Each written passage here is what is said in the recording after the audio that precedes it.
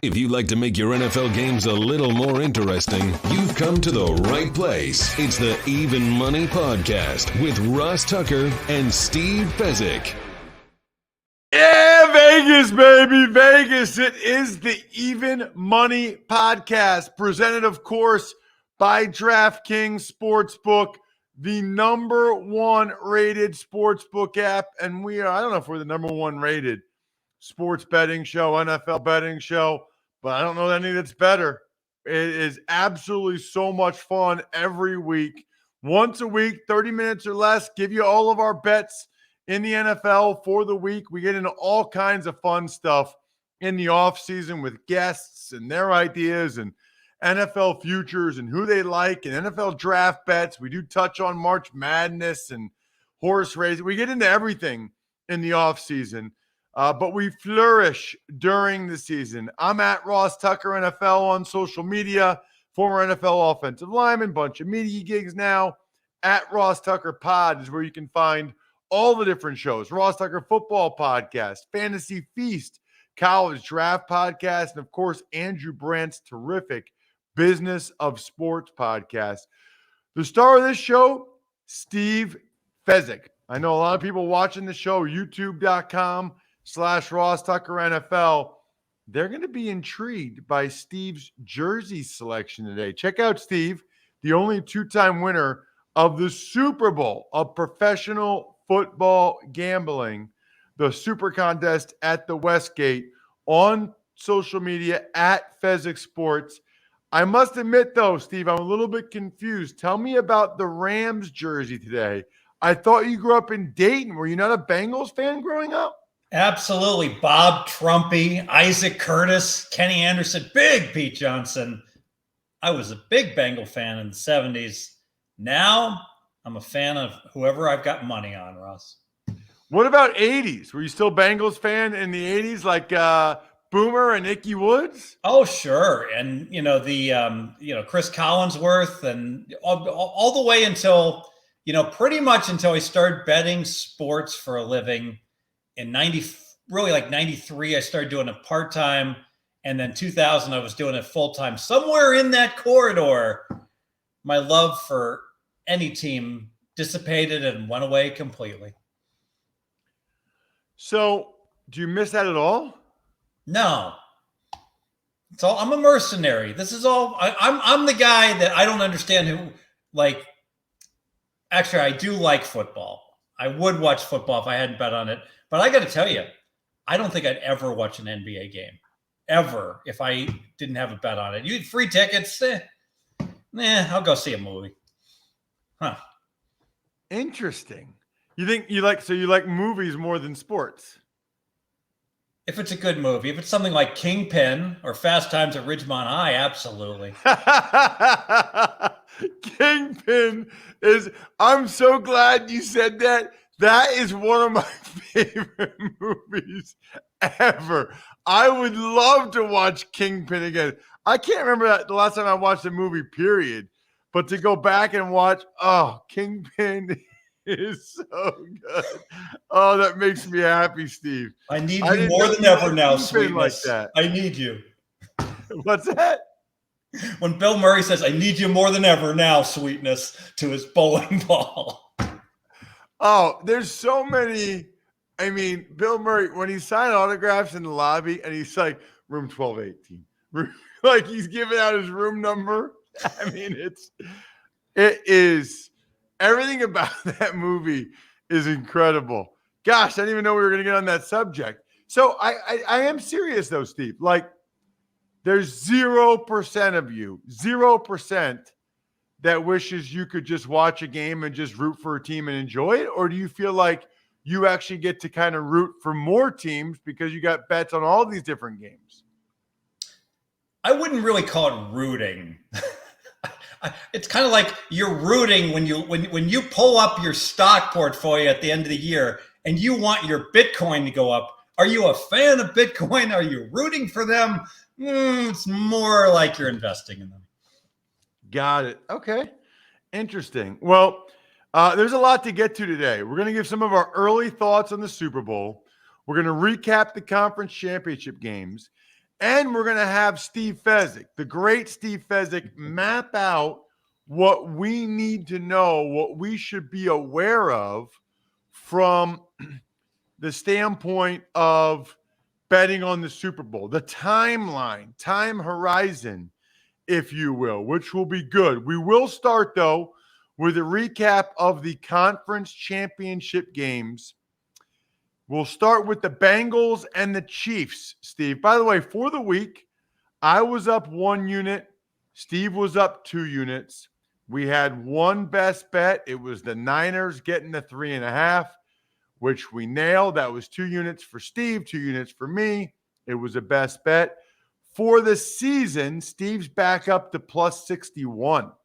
I'm up to plus 6. And our best bets, 36, 18, and 1, a 65% clip, Steve. Again, with the best bets. Pretty awesome. We shall start, though, with the Bengals and the Chiefs. Chiefs were laying 7.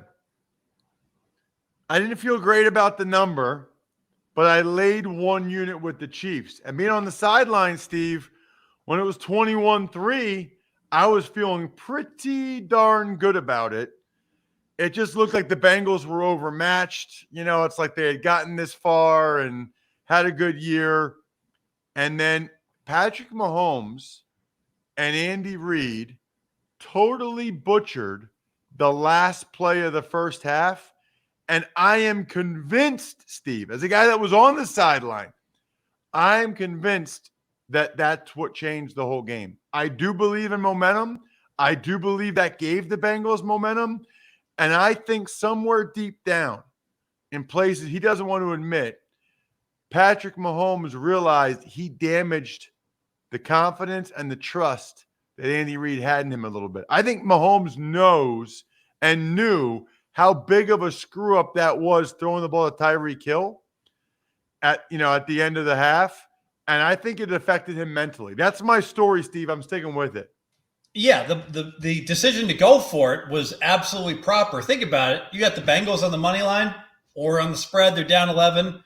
5 seconds left. You're like, please, God, kick the field goal. I'm about to get buried here. I'm dead if they go up 18. And curious play call. You know, at the time, the perfect play call there was have Mahomes fake the quarterback draw and then jump up and throw the jump pass. And if it's not wide open, just zing it out of the end zone. I get it. It's close. You got to get that play done in 4 seconds. So it's got to be super, super fast. But, throwing an out pattern to Tyreek, that's not super fast. It's going to take 5 seconds for that play to develop. If he's not wide open, just spike it at his feet. Alternatively, if you're going to only have one play, just run the ball up the middle on a quarterback draw and score.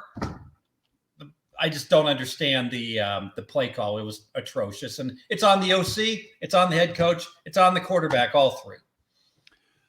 Yeah, I mean, I've talked about this on some of the other shows, but Andy Reid wanted to kick the field goal with 5 seconds left, Steve, because I know people that were on the sideline. I was on the Bengals sideline, but people on the Chiefs sideline, he wanted to kick the field goal. But Mahomes begged him for one more play. And I think Reid assumed that Mahomes knew the situation, but you can't. You got to say, hey, one more play, but you throw it in the end zone in the first 2 seconds, or you throw it out of the back of the end zone. And evidently he didn't know the deal. Mahomes, now I didn't see this, but somebody said Mahomes tried to call timeout as Tyreek Hill was getting tackled, which I hadn't seen. That's not a good look. No. And then, Steve, same guy. How about the last play of regulation where they got a chip shot field goal to go to overtime? He gets tackled. He loses like 20 yards and fumbles the ball. If the offensive lineman, Joe Tooney, doesn't jump on the ball, the Bengals win the game on Mahomes fumbling the last play. I mean, he already got some criticism.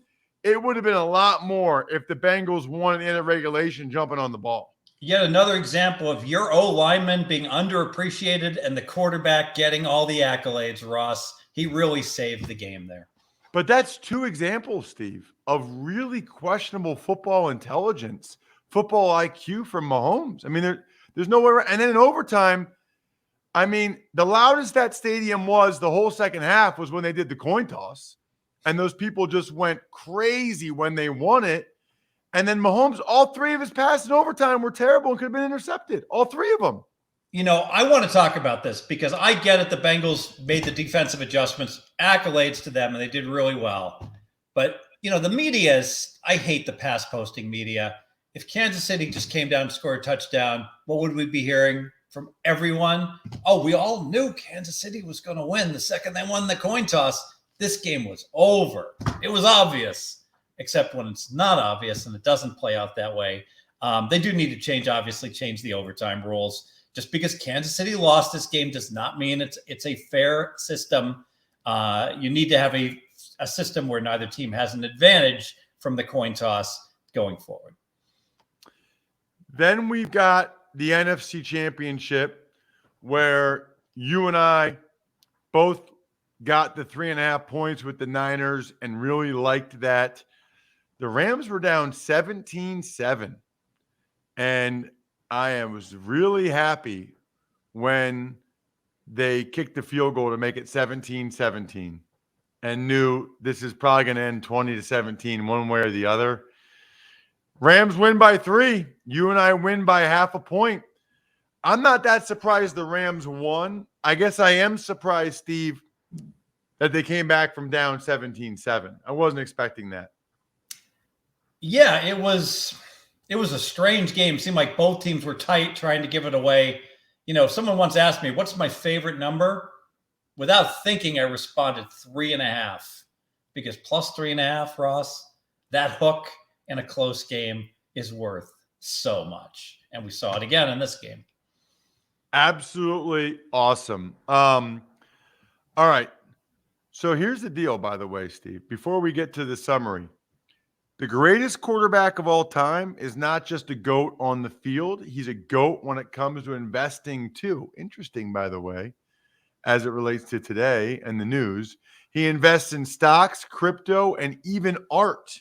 Now you can invest like the GOAT with Masterworks. Masterworks is the investing platform that lets you buy shares representing an investment in art from icons like Picasso, Monet, Warhol. Even greater, art prices outpaced the S&P 500 by 164% from 1992 to 2021. In fact, early investors already received over 30% IRR 2020 and 2021 from the sale of 2 paintings. This is your opportunity to join 300,000 other members and invest like the GOAT. Get priority access with their game day promo. Just go to masterworks.art/money. That's masterworks.art/money. See important disclosures at masterworks.io/disclaimer. Interesting. So to summarize, Steve, again, you're up 61 units going into the last game. I'm up 6 units, 36-18-1 on our best bets. Pretty incredible. Before we get to anything Super Bowl related, I guess that's the general question, Steve. Timeline-wise, what do people need to know about betting the Super Bowl and when they should do it? How the pros do it, Ross, is they're there at open. Whenever a new book puts up their props, it's time to pounce. It's time to bet mistakes. It's time to get at stuff as quickly as possible. The goal being you want to bet something that will never be seen again. Example, this is documented in his most recent book by Chris Andrews at the South Point. He talks about Super Bowl props he messed up last year. One of them was, will Tampa Bay's first touchdown be a rushing or a receiving touchdown? Receiving should have been a big favorite. The South Point, in their wisdom, made the game pick. Whoever was there first got it.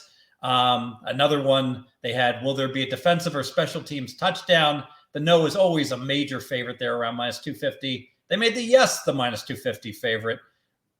I got to tell you, there's a lot of guys that can't name a player that come out of the rafters just to bet mistakes when it comes time to Super Bowl props and even some of the cross-sport props where they'll find a mistake in a soccer valuation versus an NFL player or a golfer or something along those lines. How do the books make these mistakes? Like, how do they not have the same thing as the year before? It's because you can misenter it, just a numerical error when you're actually physically punching it in, and it's not their money.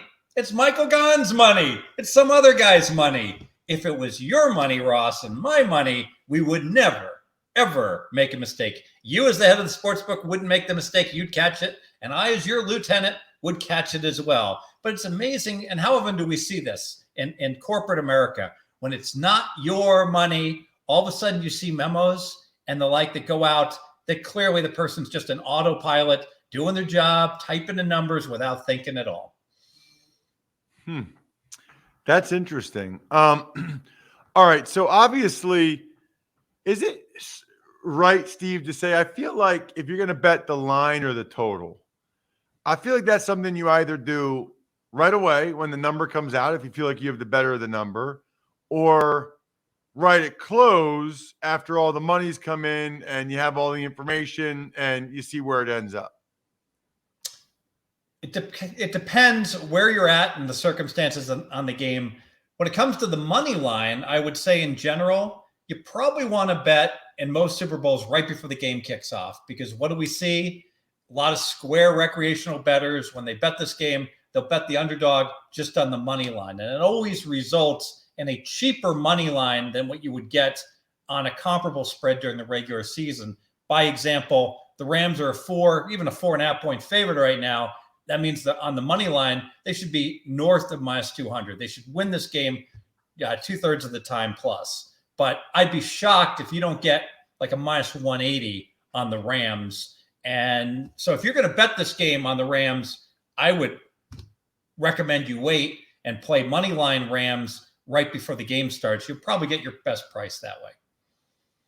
So, by the way, it should be noted that Steve and I will make our official bets on the game next week. Steve will also give you some props next week.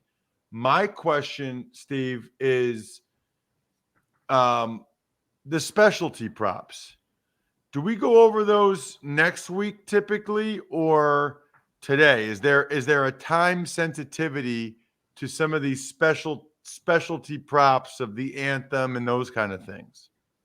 Oh, there's time sensitivity, but they got to be up for us to bet them. So they're not up yet. So what's going to happen is right around Thursday and Friday, they're going to come up. And anyone who's never been in Vegas during this, the Westgate puts up 300 props every Thursday night at 7 p.m.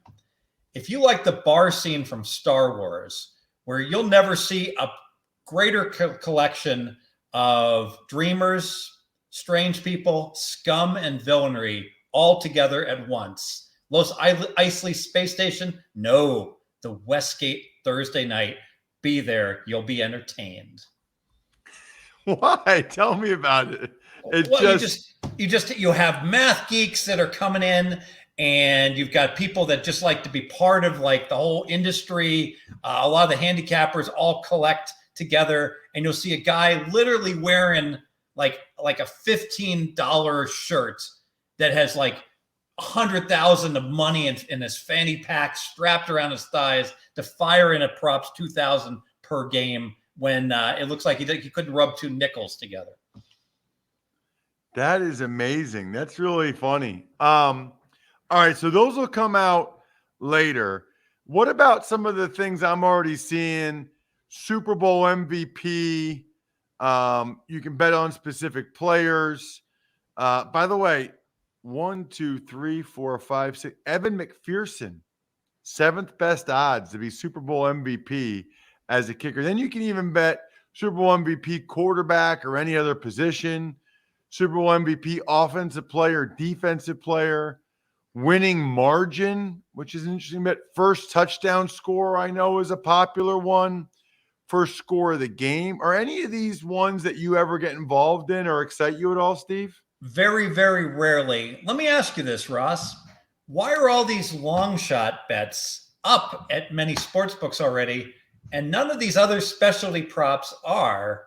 Well, you know the answer, of course, because the books make so much money off these long shot props where people are betting things and the inherent household is so high. The best example I can give, one of my first prop bets I ever saw a guy lose on. It was a Denver Broncos San Francisco 49ers Super Bowl.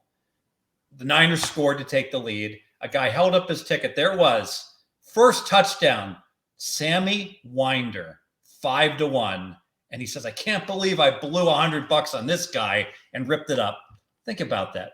What should Sammy Winder have been? Maybe 25-1, 5-1.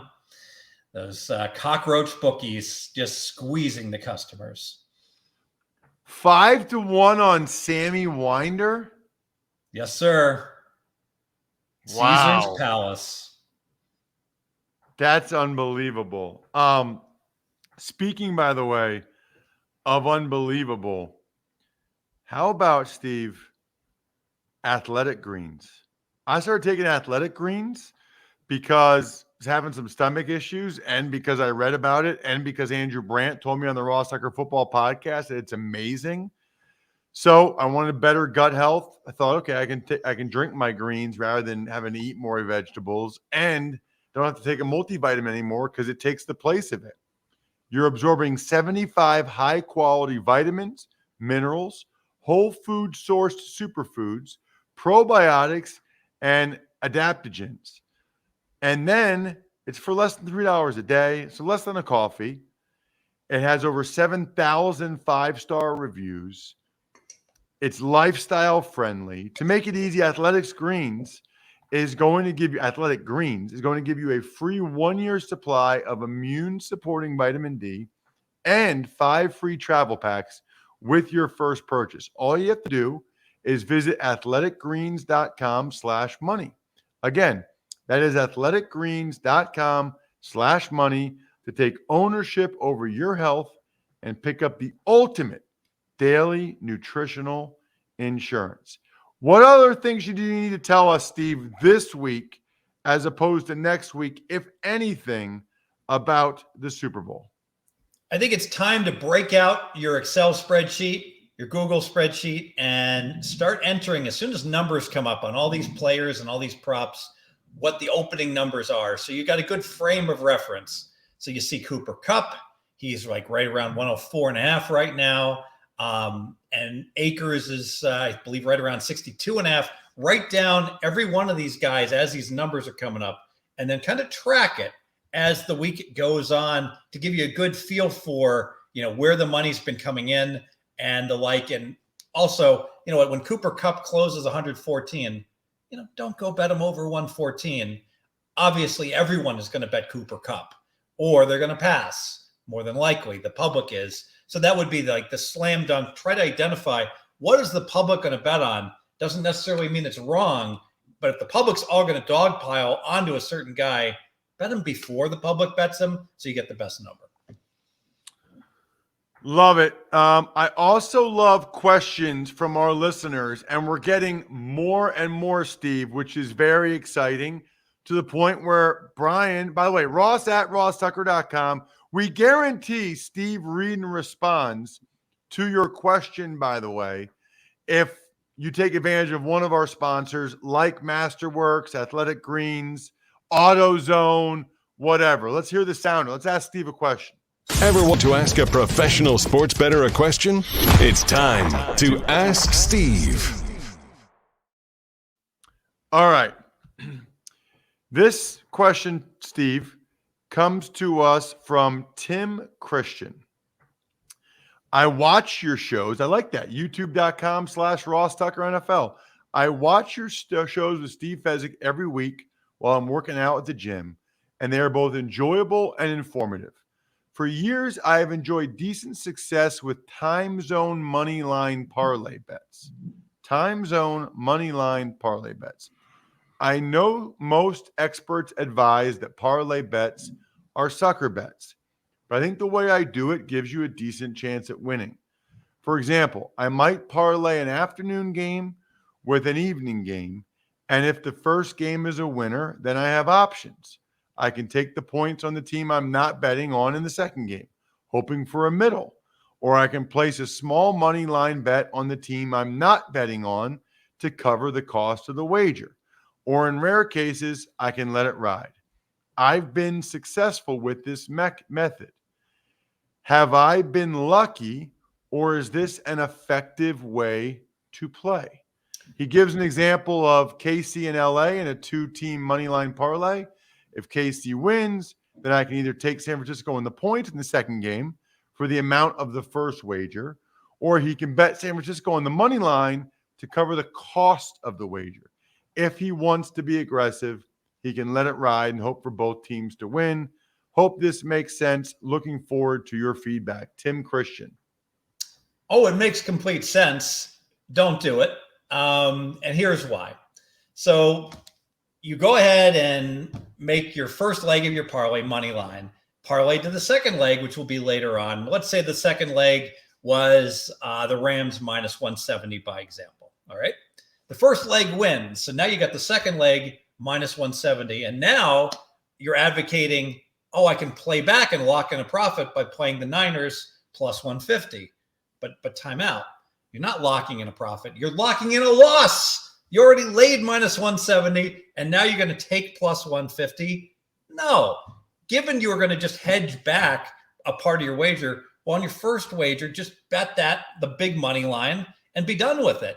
Why be in a position where now I got to screw around and take what the money I would have won, give some of it back to the house by scalping myself on the money line? So in general, it is rarely right to parlay big money lines. It's an epidemic. A lot of people in my industry, they're all going to get angry at me.